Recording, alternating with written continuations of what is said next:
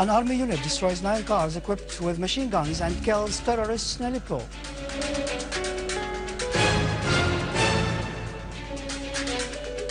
Gatilov says misleading news media report events in Syria before they happen.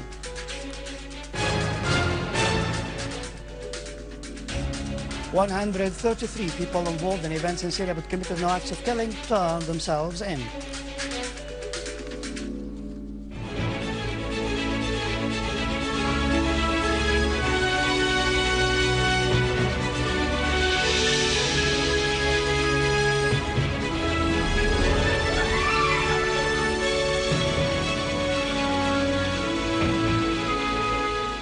Good afternoon, ladies and gentlemen. Welcome to our news for today. Our armed forces continued to pursue terrorists in Salah ad-Din neighborhood in Aleppo. The operations resulted in inflicting heavy losses on the terrorists and the confiscation of their weapons. Among the terrorists killed were Ammar Abdel Haj, Ahmed Abdel Haj Qasim, Anas Haj Othman, Omar Ahmed Barakat, Ibrahim Manafikhi, and Ahmed Yusuf Janoudi.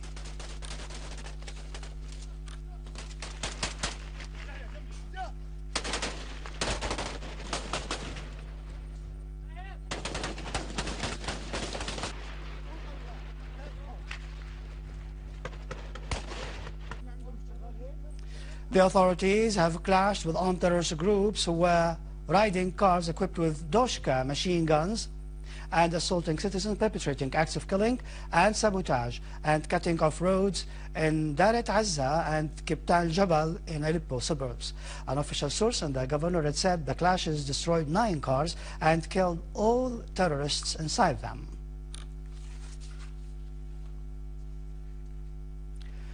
In Homs province, the authorities early today repelled an armed terrorist group that tried to cross the border from Lebanon at Halat site in the countryside of Tel Kalakh city.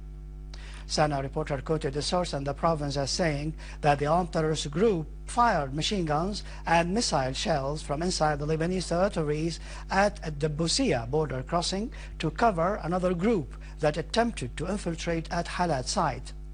The source added that the authorities managed to foil the attempt and inflicted heavy losses upon the terrorists.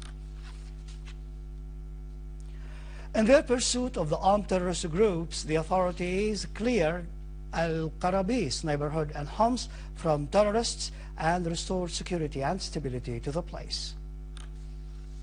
As our armed forces were chasing terrorists in al-Qarabis neighborhood in Homs, they found numerous tunnels the terrorists used to transfer weapons and equipment and to perpetrate acts of killing against citizens and law enforcement troops. One of the tunnels connects Al-Ghouta with Al-Qarabis main street, while another connects the street with Juret al-Shiyah. The other tunnels were dug among building blocks. At one side of a tunnel, a warehouse was found where terrorists stored weapons and explosive devices. A large quantity of weapons was confiscated that included RPG launchers, automatic rifles, modern communication equipment, ammunition and others. Among the killed were terrorists who belonged to various nationalities and who had come to Syria to kill Syrian citizens and destroy the homeland. Our armed forces and Syrian citizens renew the pledge to protect Syria from all those who want to spread terrorism and undermine security and stability, so that our homeland will remain forever a message of love and humanity.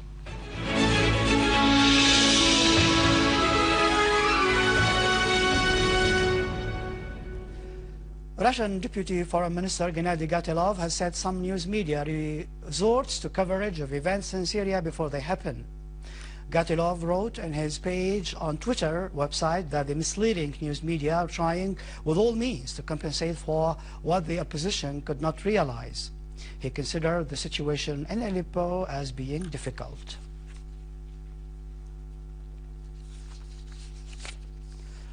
"133 people who were involved in recent events but committed no acts of killing have turned themselves in to the authorities and the governorates of Damascus and its suburbs Homs and Idlib.